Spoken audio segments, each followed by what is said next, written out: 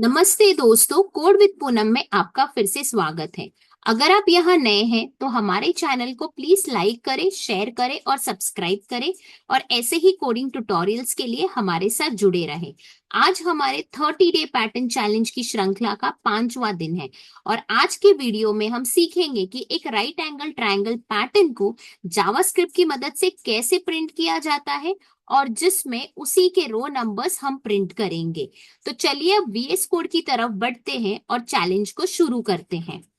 हमारे VS code में question पहले से ही मौजूद है, तो हम इसे रीड आउट कर लेते हैं। तो हमारा क्वेश्चन है write a JavaScript function to print a right angle triangle.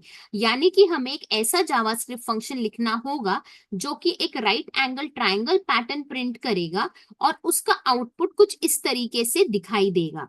तो जैसे कि हम ये फंक्शन को लिखेंगे और एग्जीक्यूट करेंगे, हमें ये आउटपुट जनरेट करना होगा। तो हम अब नीचे आते हैं और सबसे पहले हम इस क्वेश्चन का अहम हिस्सा नोट डाउन कर लेते हैं। तो हमें सबसे पहले लिखना है यहाँ पर जावास्क्रिप्ट फंक्शन, तो हम यहाँ पर नोट डाउन कर लेंगे। उसके बाद हम यहाँ पर नोट डाउन करेंगे print a right angle triangle, क्योंकि हमें यही प्रिंट करना है। तो यहाँ पर नोट डाउन कर लेते हैं और हम अब लाइन नंबर 9 पर आएंगे। हम अब फंक्शन को डिफाइन कर लेते हैं। तो हम फंक्शन को नाम क्या देंगे, यहाँ पर प्रिंट पैटर्न। तो इस तरीके से यहाँ पर लिख लेते हैं विद पैरेंथेसिस। तो ये हमारा फंक्शन नेम होगा। जैसे कि हमें प्रिंट करना है राइट एंगल ट्राइंगल और ये आउटपुट होना चाहिए, तो इसीलिए अब हम नीचे आते हैं और हम अब इस समस्या का अप्रोच लिख लेते हैं। तो यहाँ पे हम अप्रोच लिखेंगे और अप्रोच को समझ लेंगे यहाँ पर कि हम इस फंक्शन को, इस पैटर्न को किस तरीके से लिखेंगे, हमारा आउटपुट कैसे जनरेट होगा। तो सबसे पहले हम यहाँ पर क्या करेंगे कि एक वेरिएबल को डिक्लेयर करेंगे। क्यों हमें एक वेरिएबल की जरूरत है? क्योंकि उसी में हमारा फाइनल आउटपुट स्टोर होगा। तो इसीलिए हम यहाँ पर लिख लेते हैं क्रिएट एसटीआर वेरिएबल। और इस वेरिएबल की हमें जरूरत क्यों है?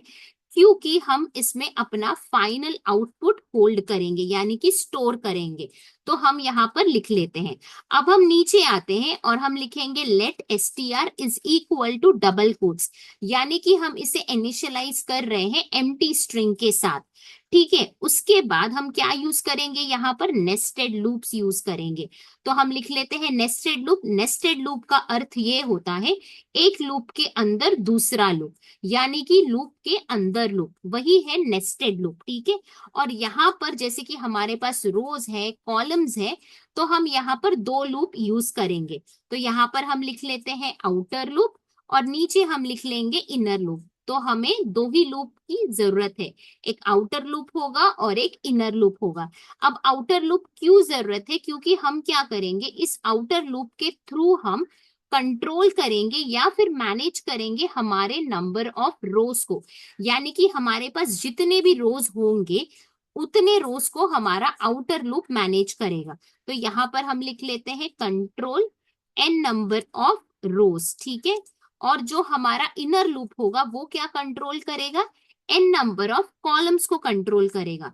तो यहाँ पर हम लिख लेते हैं control n number of columns. ठीक है, अब हम लाइन नंबर 16 पर आते हैं और हम एज्यूम कर लेंगे कि हमारा जो आउटर लूप होगा वो हमारा आई लूप होगा, यानी कि हमारा आई लूप रिप्रेजेंट करेगा आउटर लूप को और जो हमारा इनर लूप होगा वो होगा हमारा जे लूप, यानी कि हमारा जे लूप इनर लूप को रिप्रेजेंट करेगा और एग्जीक्यूशन हम इसी लूप के थ्रू करेंगे। ठीक है, अब हम नीचे आते हैं और हम क्या करेंगे, यहाँ पर हमारा आउटपुट जो पैटर्न है हम उसको नोट कर लेते हैं। तो ये पैटर्न यहां से लेकर हम नीचे नोट डाउन कर लेते हैं। ठीक है, और यहाँ पर हम अंडरस्टैंड करेंगे कि हमारे पास कितने रोज हैं, कितने कॉलम्स है और ये आई लूप और जे लूप कहाँ पर आएगा। ठीक है, तो सबसे पहले हम एनालाइज करते हैं कि हमारे पास कितने रोज है। अगर हम देखें तो लाइन नंबर 20 पे हमारा पहला रो है, लाइन नंबर 21 पे दूसरा रो है, लाइन नंबर 22 पे तीसरा रो है और लाइन नंबर 23 पे चौथा रो है।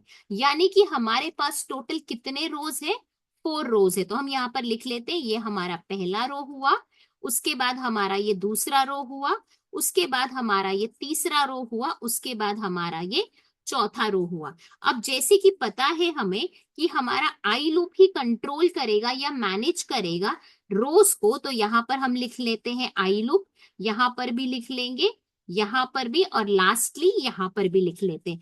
तो इस तरीके से हमने एनालाइज कर लिया कि हमारे पास 4 रोज हैं। अब हम एनालाइज करते हैं कि हमारे पास कितने कॉलम्स हैं। तो जो हमारा फर्स्ट कॉलम है 1 2 3 4, ये हमारा पहला कॉलम है, तो यहाँ पर हम लिख लेते 2 3 4, ये हमारा सेकेंड कॉलम है, तो यहाँ पर हम नंबर 2 लिख देते हैं। जो यहाँ पर 3 4 है, यहाँ पर थर्ड कॉलम है, तो यहाँ पर हम 3 लिख लेते। और लास्ट में जो बच गया 4, वो हमारा फोर्थ कॉलम है, तो यहाँ पर हम लिख लेंगे 4। ठीक है, यानी कि हमारे पास कॉलम्स भी कितने हैं, 4।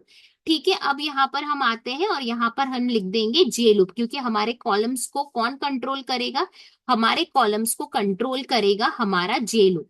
अब हम नीचे आते हैं और हम अंडरस्टैंड करते हैं कि हमारा आई लूप और हमारा जे लूप कहाँ पर स्टार्ट होगा, कहाँ पर एंड होगा, और क्या कंडीशन होंगे।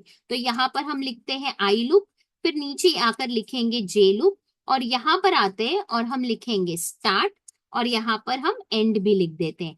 सेम चीज हम हमारे जे लूप के लिए भी कर लेते हैं, तो यहाँ पर हम नोट डाउन कर लेंगे। ठीक है, अब हम इस पैटर्न की तरफ आते हैं और हम देखते क्या है कि हमारे पास कितने रोज है, हमारे पास सिर्फ 4 ही रोज है। और स्टार्ट कहाँ से हो रहा है, 1 से, और एंड कहाँ पर हो रहा है, 4 पर। तो यहाँ पर हम क्या लिख देंगे, स्टार्ट -1 एंड -4। ठीक है, और हम ये भी एज्यूम कर लेंगे कि एंड की वैल्यू हम एन में स्टोर कर लेते हैं, तो यहाँ पर हम लिख देंगे n = 4। अब हम जे लूप के पास आते हैं और हम क्या देखते हैं कि जे लूप भी हमारा स्टार्ट 1 से ही हो रहा है, पर क्या एंड वो 4 पर होगा, नहीं होगा। जानते हैं क्यों नहीं होगा। अगर हम यहाँ पर देखें, फर्स्ट टाइम क्या प्रिंट हो रहा है, 1, सेकेंड टाइम क्या प्रिंट हो रहा है, 2 टाइम्स, तीसरी बार क्या प्रिंट हो रहा है, 3 टाइम्स, उसके बाद क्या प्रिंट हो रहा है, 4 टाइम्स। यानी कि अगर आप ध्यान से देखें तो हमारे आई लूप के ऊपर डिपेंडेंट है ये। जैसे कि अगर हमारे आई की वैल्यू 1 है, तो यहाँ पे 1 प्रिंट हो रहा है 1 टाइम। अगर हमारे आई की वैल्यू 2 है, तो यहाँ पर 2 प्रिंट हो रहा है 2 टाइम्स। यहाँ पर आई की वैल्यू अगर 3 है, तो यहाँ पर प्रिंट हो रहा है क्या, 3 टाइम्स। अगर हमारे आई की वैल्यू 4 है, तो यहाँ पर क्या प्रिंट हो रहा है, 4 टाइम्स। यानी कि जो हमारा इंटरनल लूप है, यानी कि जो हमारा इनर लूप है, हमारा जे लूप है, वो डिपेंडेंट होगा आई पर। इसीलिए हमारा जो यहाँ पर एंड पॉइंट होगा, वो होगा क्या, आई होगा। तो यहाँ पर हम लिख देंगे एंड -आई, क्योंकि यहाँ पर वापस से देखते हैं, जब आई की वैल्यू 1 है तो एक ही बार 1 प्रिंट हो रहा है। जब आई की वैल्यू 2 है, तो यहाँ पे क्या प्रिंट हो रहा है, 2 टाइम्स। जब आई की वैल्यू 3 है, तो 3 प्रिंट हो रहा है 3 टाइम्स। और जब आई की वैल्यू 4 है, तो 4 प्रिंट हो रहा है 4 टाइम्स। तो इसीलिए हम स्टार्ट करेंगे 1 से और एंड करेंगे हम आई की वैल्यू पर। ठीक है, और यहाँ पर हम क्या लिखेंगे कि हमारा प्रिंट क्या होगा, आई की वैल्यू ही प्रिंट होगी। इसीलिए हमने स्टार्टिंग में लिखा था कि हमें रो नंबर्स को प्रिंट करना है। हमें क्या प्रिंट करना है, रो नंबर्स को। ठीक है, अब हम यहाँ पर आते हैं और हम यहाँ पर एज्यूम करते हैं, अंडरस्टैंड करते हैं कि हमारा लॉजिक क्या होगा। तो यहाँ पर हम लिखेंगे i = 1, i should be less than और is equal to n, and i plus plus. हम नीचे आते हैं, हमारा जे लूप कैसे होगा, j = 1, j लेस देन और इज इक्वल टू i होगा, और यहाँ पर j प्लस प्लस होगा। तो इस तरीके से ये प्रिंट होगा और हमारे कंडीशंस इस तरीके से रन होंगे। अब हम नीचे आएंगे और हम यहाँ पर देखेंगे कि हमारा फॉर लूप कैसे एग्जीक्यूट होगा, हम कैसे फॉर लूप को लिखेंगे। तो यहाँ पर हम लिख लेते हैं फॉर, और यहाँ पर हम लिखेंगे let i = 1, i less than और is equal to n, i plus plus. अब हम नीचे आते हैं और यहाँ पर हम हमारा इनर लूप लिख लेंगे। तो यहाँ पर लिखते हैं फॉर, तो यहाँ पर लिखेंगे let j = 1, j less than और इज इक्वल टू i, और यहाँ पर हम लिखेंगे j प्लस प्लस। फिर हम यहाँ पर फ्लावर ब्रेसेस डालते हैं और यहाँ पर हम क्या लिखेंगे, हम यहाँ पर हमारे प्रिंटिंग को लिखेंगे। यानी कि यहाँ पर हम डायरेक्ट तो प्रिंट नहीं करेंगे, हम क्या करेंगे, हम कॉन्कैटिनेशन का यूज करेंगे। तो हम यहाँ पर आते हैं और यहाँ पर हम लिखेंगे क्या, str plus is equal to i लिखेंगे, क्योंकि हमें आई की वैल्यू को प्रिंट करनी है, रो वैल्यूज प्रिंट करनी है, इसीलिए हम लिखेंगे str plus is equal to i. अब जैसे ही हमारा फॉर लूप यानी कि जे लूप यानी कि इंटरनल लूप एग्जीक्यूट होगा, उसके बाद हमें कर्सर ले जाना है नेक्स्ट लाइन पर। तो यहां पर हम क्या लिखेंगे, str plus is equal to double quotes of backward slash of n. तो हम बैकवर्ड स्लैश एन क्यों लिख रहे हैं, क्योंकि ये हमें लेकर जाएगा नेक्स्ट लाइन पर, ठीक है। अब जैसे ही हमारा ये एग्जीक्यूशन कंप्लीट हो जाएगा, हम नीचे आएंगे और हम क्या लिखेंगे, प्रिंट str, क्योंकि हमारे जो वैल्यूज है यानी कि जो हमारा पैटर्न है जो स्टोर हो रहा है, वो कहाँ स्टोर हो रहा है, वो स्टोर हो रहा है हमारे str वेरिएबल के अंदर। तो जैसे ही हमारा ये एग्जीक्यूशन खत्म हो जाएगा, हम हमारे वेरिएबल को प्रिंट कर लेंगे जो कि हमारा फाइनल आउटपुट होगा, ठीक है। अब जैसे कि हमने अंडरस्टैंड कर लिया कि हमें फॉर लूप कैसे लिखना है, हमने ये अंडरस्टैंड कर लिया कि हमारे कंडीशंस क्या होंगे, कहाँ से वो स्टार्ट होगा, कहाँ पर एंड होगा, हमने ये भी एनालाइज किया यहाँ पर कि हमारे पैटर्न कैसे हैं, कितने रोज है, कितने कॉलम्स है, कहाँ पर आई लूप लिखना है, कहाँ पर जे लूप लिखना है। तो हमने यहां से लेकर यहां तक इसके बारे में सब कुछ अंडरस्टैंड कर लिया। अब हम नीचे आते हैं और हम यहाँ पर इसकी वर्किंग को अंडरस्टैंड करेंगे कि जब आई की वैल्यू 1 होगी तब जे लूप कैसे एग्जीक्यूट होगा, जब आई की वैल्यू 2 होगी तब कैसे एग्जीक्यूट होगा, और लास्टली जब आई की वैल्यू 4 होगी तो क्या एग्जीक्यूट होगा, और अंत में हम देखेंगे कि हमारे लूप्स कहाँ और कब टर्मिनेट होते हैं। तो यहाँ पर हम लिख लेंगे वर्किंग, ठीक है। अब हम ऊपर आते हैं, यहां से हम इसे नोट डाउन कर लेते हैं, I is equal to 1, I less than or is equal to n and I plus plus। तो यहाँ पर इसे हम नोट डाउन कर लेते हैं और हम इसकी वैल्यूज को सब्स्टिट्यूट कर लेंगे। तो यहाँ पर हमें पता है कि I is equal to 1 है, तो यहाँ पर 1 लिख देंगे, और हमने n की वैल्यू को 4 लिखा था, राइट, हमने यहाँ पर स्टोर किया था n इज इक्वल टू 4, इसीलिए यहाँ पर हम क्या कर रहे हैं, n इज इक्वल टू 4 लिख देंगे यहाँ पर।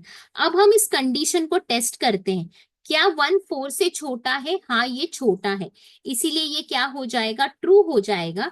और जैसे ही हमारा आई लूप ट्रू हो जाएगा, हमारा इनर लूप एग्जीक्यूशन के लिए प्रोसीड हो जाएगा, तो हमारा जे लूप एग्जीक्यूट होने लगेगा। तो हम इसे लिख लेते हैं यहां से, j is equal to 1, j less than और इज इक्वल टू आई, और जे प्लस प्लस तो हो गए, यानी कि इंक्रीमेंट तो होना ही है। तो यहाँ पर हम इतना नोट डाउन कर लेते हैं। अब हम यहाँ पर वैल्यू सब्स्टिट्यूट करते हैं, तो हमारा जे की वैल्यू क्या है, 1, हमारे आई की वैल्यू भी 1 है, ठीक है। अब हम इस कंडीशन को टेस्ट करते हैं, क्या 1 1 से छोटा है, नहीं, बट 1 1 के बराबर है, इसलिए यहाँ पर क्या आ जाएगा, ट्रू आ जाएगा। और हमें क्या प्रिंट करना है, आई की वैल्यू प्रिंट करना है। लाइन नंबर 31 को ध्यान रखिए, हमें आई की वैल्यू प्रिंट करना है। क्यों प्रिंट करना है, क्योंकि हमें रो वैल्यूज को यहाँ प्रिंट करना है, इसलिए हम यहाँ पर आएंगे और यहाँ पर हम क्या प्रिंट करेंगे, 1 प्रिंट करेंगे। तो इस तरीके से हमारा 1 प्रिंट हो जाएगा। उसके बाद जे प्लस प्लस है, तो जे की डेफिनेटली वैल्यू इंक्रीज होगी, तो क्या हो जाएगी, जे इज इक्वल टू 2 हो जाएगा। तो हम यहाँ पर नोट कर लेते हैं और इसकी वैल्यू सब्स्टिट्यूट करते हैं। तो j is equal to 2, 2 less than और इज इक्वल टू 1, अगर देखा जाए तो ना तो 2 1 से छोटा है ना ही उसके बराबर है, इसलिए ये एग्जीक्यूशन के टाइम पर क्या होगा, हमारा फॉल्स आ जाएगा, और हमारा लूप जो है यानी कि हमारा इनर लूप, हमारा जे लूप टर्मिनेट हो जाएगा। तो यहाँ पर हम लिख लेते हैं टर्मिनेट, और फाइनली हमारे str वेरिएबल के अंदर क्या स्टोर होगा, सिर्फ यहाँ पर स्टोर होगा हमारा एक बार 1, जो कि हमारा 1 टाइम एग्जीक्यूशन में हमें चाहिए था। अगर हम देखेंगे तो हमारा जब i इज इक्वल टू 1 है, तो एक ही बार 1 प्रिंट होना चाहिए, जो कि यहाँ पर प्रिंट हो रहा है, ठीक है। अब क्या होगा इसके बाद, इसके बाद हमारे i की वैल्यू इंक्रीज होगी, तो हम लिख लेते हैं यहां से, और यहां पर हम लिखेंगे i इज इक्वल टू 2, ठीक है। अब जैसे ही हमारा i इज इक्वल टू 2 होगा तब क्या होगा, यहाँ पर हम सब्स्टिट्यूट कर लेते हैं, 2 लेस देन और इज इक्वल टू 4। अगर देखा जाए तो 2 4 से छोटा है, इसलिए क्या हो जाएगा, ये ट्रू हो जाएगा और हमारा जे लूप एग्जीक्यूट होना स्टार्ट हो जाएगा। तो यहाँ से हम इसे लेकर यहाँ पर हम नोट डाउन कर लेते हैं, और यहाँ पर हम लिखेंगे क्या, j is equal to 1, j less than और इज इक्वल टू आई, तो यहाँ पर 1 होगा और यहाँ पर क्या होगा, 2 होगा। अब इसकी एग्जीक्यूशन को चेक करते हैं, यानी कि कंडीशन को चेक करते हैं। क्या 1 2 से छोटा है? हाँ छोटा है, इसलिए क्या होगा, ये कंडीशन ट्रू हो जाएगी और यहाँ पर आई की वैल्यू प्रिंट हो जाएगी, तो यहाँ पर 2 प्रिंट हो जाएगा। उसके बाद क्या होगा, जे की वैल्यू इंक्रीज होगी, तो हम टेस्ट करते हैं इंक्रीज करके। तो यहां पर हम लिखेंगे क्या, j is equal to 2, 2 less than और इज इक्वल टू 2। अगर हम देखें तो 2 2 से छोटा नहीं है पर उसके बराबर है, इसीलिए यहाँ पर क्या मिलेगा, हमें हमें ट्रू मिल जाएगा। और यहाँ पर क्या प्रिंट हो जाएगा, दोबारा से हमारे i की वैल्यू प्रिंट होगी, यानी कि और एक बार 2 प्रिंट हो जाएगा। उसके बाद क्या होगा, j की वैल्यू फिर से इंक्रीज होगी, तो हम यहाँ पर लिखेंगे j is equal to 3, 3 less than और इज इक्वल टू 2। अगर देखा जाए तो ये फॉल्स है, क्योंकि 3 2 से छोटा है ही नहीं और 3 2 के बराबर भी नहीं है, इसलिए ये कंडीशन फॉल्स हो जाएगी।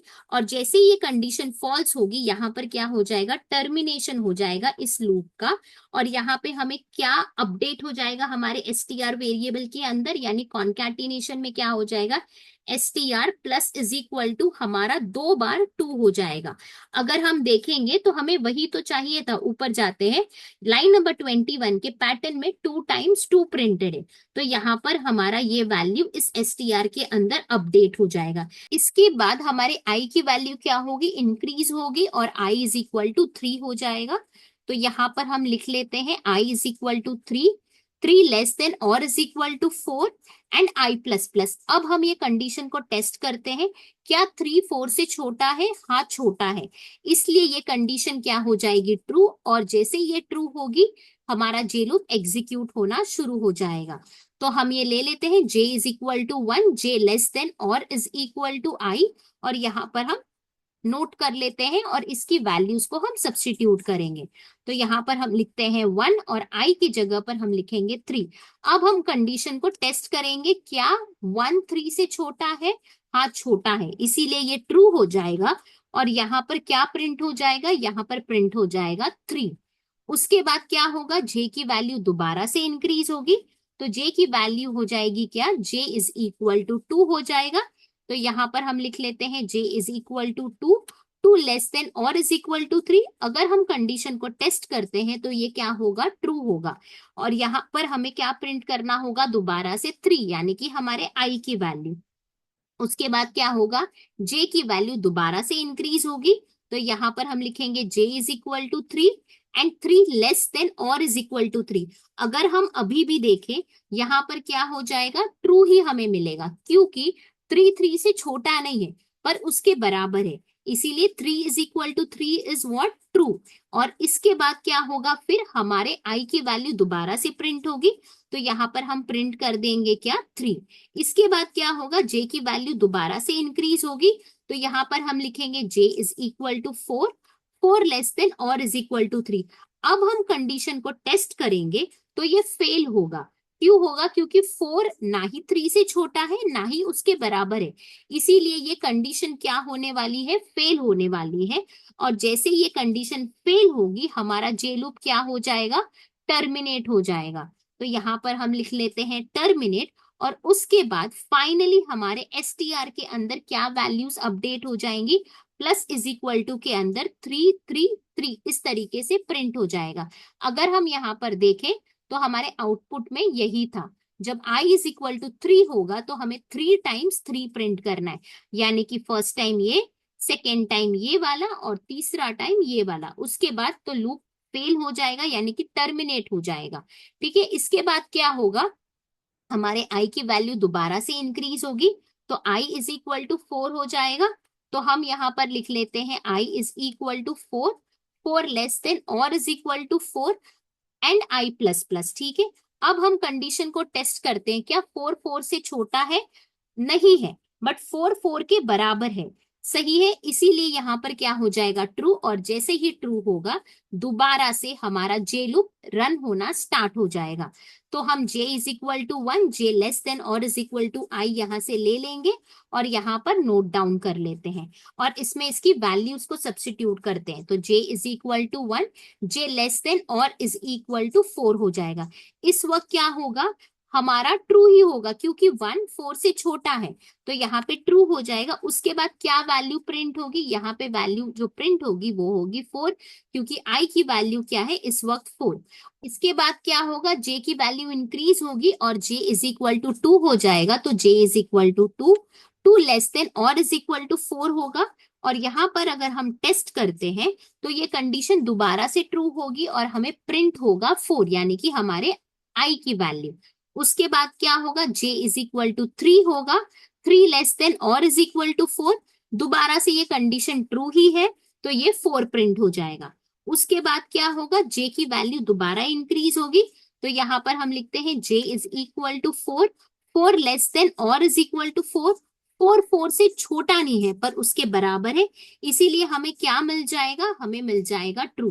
ठीक है, उसके बाद क्या होगा, j की वैल्यू दोबारा से इंक्रीज होगी। ठीक है, तो यहाँ पर हम लिखते हैं क्या, j इज इक्वल टू 5 होगा और 5 लेस देन और इज इक्वल टू 4 होगा।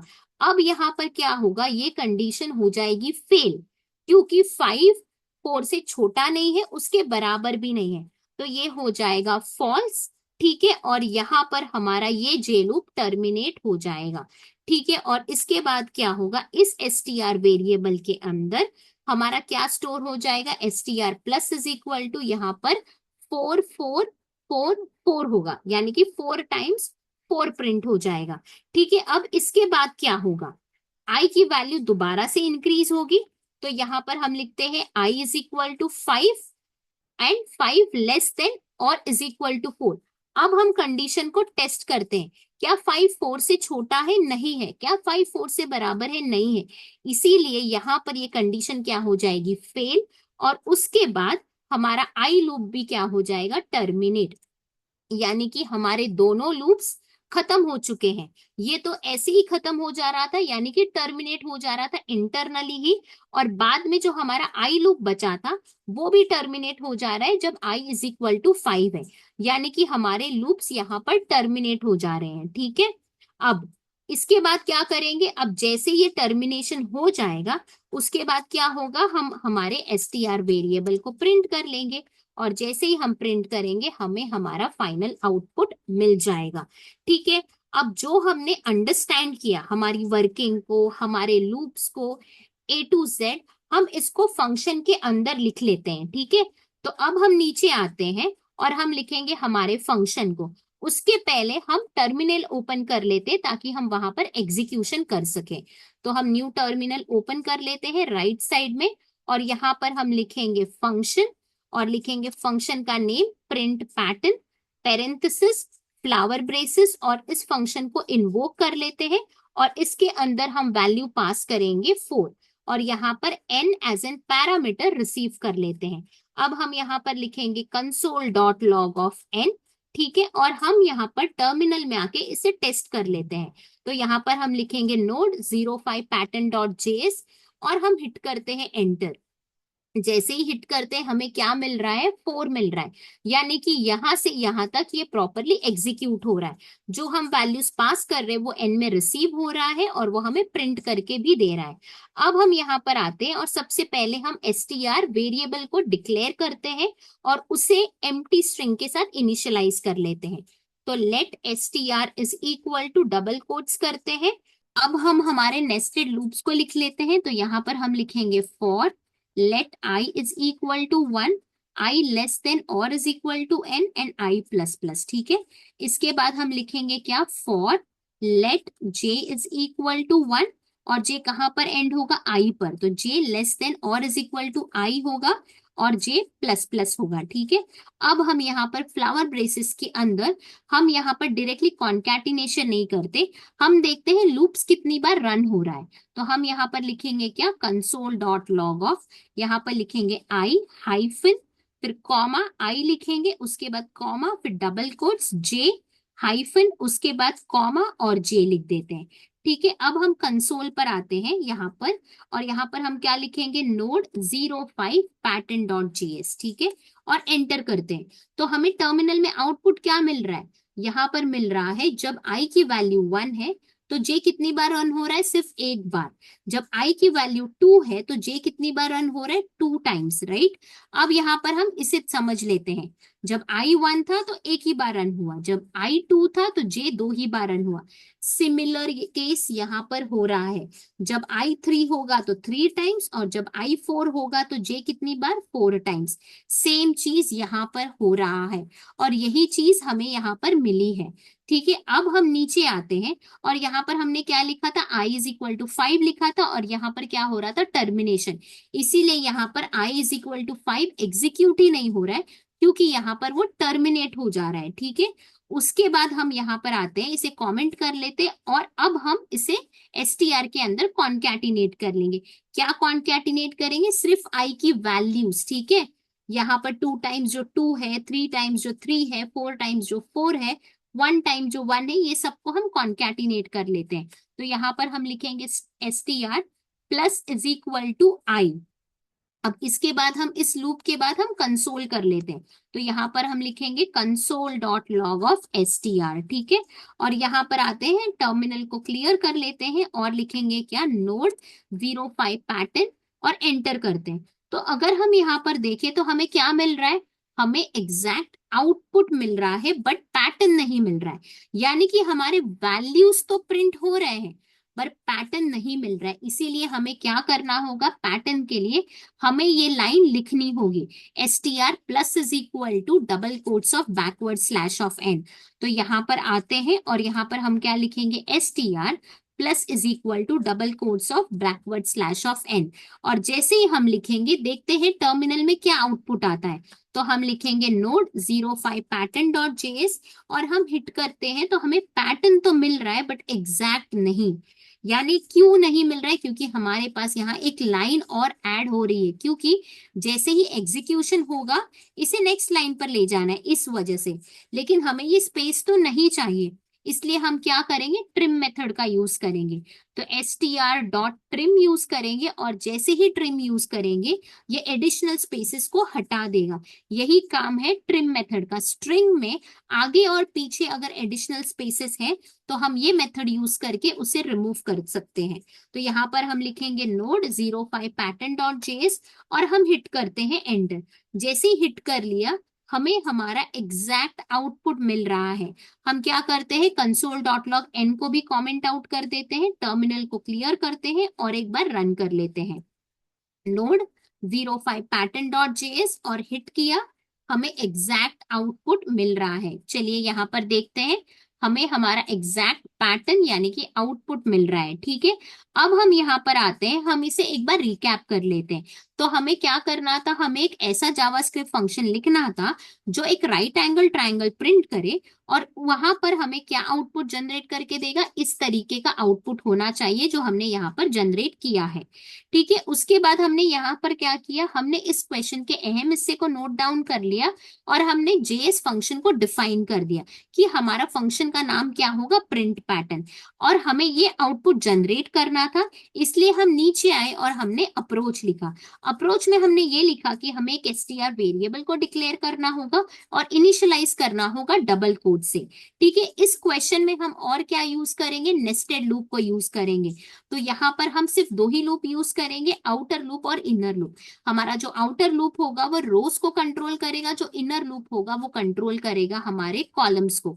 और हमने एज्यूम किया कि हमारा आई लूप होगा हमारा आउटर लूप, और हमारा जे लूप होगा हमारा इनर लूप। उसके बाद हम नीचे आए और यहाँ पे हमने अंडरस्टैंड किया कि यहाँ पर कितने रोज हैं, कितने कॉलम्स हैं, और यहाँ पर हमने ये भी आइडेंटिफाई किया कि क्या स्टार्ट होगा, क्या आउटपुट होगा, क्या एंड पॉइंट होगा, क्या प्रिंट होगा। हमने यहाँ पे सब कुछ एनालाइज किया। उसके बाद हमने वही फॉर लूप का स्ट्रक्चर यहाँ पे लिखा, और जैसे कि हमें आउटपुट कौन सा लूप देगा, हमें आउटपुट यहाँ पे जे लूप के मदद से ही हम प्रिंट कर पाएंगे। ठीक है, तो इसके बाद हमने क्या कर दिया, यहाँ पर लिख दिया print str that will be our final output. ठीक है, उसके बाद हम नीचे आए और हमने वर्किंग अंडरस्टैंड की, जब आई इज इक्वल टू 1 होगा, आई इज इक्वल टू 2 होगा, 3 होगा, 4 होगा, तो कैसे जे लूप हमारा एग्जीक्यूट होगा और कहाँ पर टर्मिनेशन भी होगा। उसके बाद हमने ये अंडरस्टैंड किया कि जब i इज इक्वल टू 5 होगा तब ये लूप टर्मिनेट हो जाएगा और हमारा str वेरिएबल हम प्रिंट करेंगे तो हमें हमारा आउटपुट मिल जाएगा। सेम चीज हमने क्या की, हमने फंक्शन के अंदर लिखी, हमने यहाँ पे n एज एन पैरामीटर लिया, हमने यहाँ पे कंसोल डॉट लॉग स्टेटमेंट लिखा ताकि हम देखें ये फंक्शन रन कर रहा है कि नहीं। उसके बाद हमने str वेरिएबल को डिक्लेयर किया एम्प्टी स्ट्रिंग के साथ और हमने हमारा फॉर लूप का स्ट्रक्चर लिखा, जिसमें हमने ये चेक किया कि जो हमने वर्किंग अंडरस्टैंड की थी उसी तरीके से रन हो रहा है कि नहीं। उसके बाद हमने कॉन्कैटिनेशन करके हम अपडेट करते रहे हमारे आई के वैल्यू को एसटीआर में, और उसके बाद हमने क्या किया, STR plus is equal to backward slash of n, यानी कि जैसे ही ये लूप टर्मिनेट हो जाएगा यहाँ पर ये नेक्स्ट लाइन पर हमें लेकर आ जाएगा। ठीक है, उसके बाद हम लाइन नंबर 67 पर आए और हमने फाइनली हमारे एसटीआर वेरिएबल को क्या किया, प्रिंट कर दिया। लेकिन जब हम प्रिंट कर रहे हैं तो हमें एक एडिशनल स्पेस मिल रहा था, इस वजह से हमें ट्रिम मेथड का यूज करना पड़ा। तो ट्रिम मेथड क्या करता है, वो एडिशनल स्पेसेस स्ट्रिंग में से बिफोर एंड आफ्टर को निकाल देता है, तो हमने वही यूज किया और उसके बाद हमें हमारा एग्जैक्ट आउटपुट मिल गया। और लाइन नंबर 69 में हमने यही फंक्शन को इन्वोक किया और हमने n की वैल्यू यहाँ से पास की। तो हम यहाँ पर टर्मिनल क्लियर कर लेते हैं और हम लिखेंगे नोड 05 पैटर्न डॉट जेएस, और जैसे ही हम हिट करेंगे हमें हमारा एग्जैक्ट आउटपुट मिल रहा है। अब आप क्या करिएगा, इस क्वेश्चन को तो एग्जीक्यूट कर लीजिएगा, उसके बाद आप डिफरेंट वैल्यूज ऑफ n के साथ एक्सपेरिमेंट करके देखिए कि आपको क्या आउटपुट आ रहा है, और जो भी आपका आउटपुट आ रहा होगा वो हमें कमेंट सेक्शन में जरूर शेयर करिएगा। अगर आपको ये वीडियो पसंद आई हो तो प्लीज लाइक करें, शेयर करें और सब्सक्राइब करना तो बिल्कुल मत भूलिएगा। और हम मिलते हैं अब अगले वीडियो में, तब तक कोड करते रहिए, सीखते रहिए, ग्रो करते रहिए। Thank you so much guys, take care, bye bye.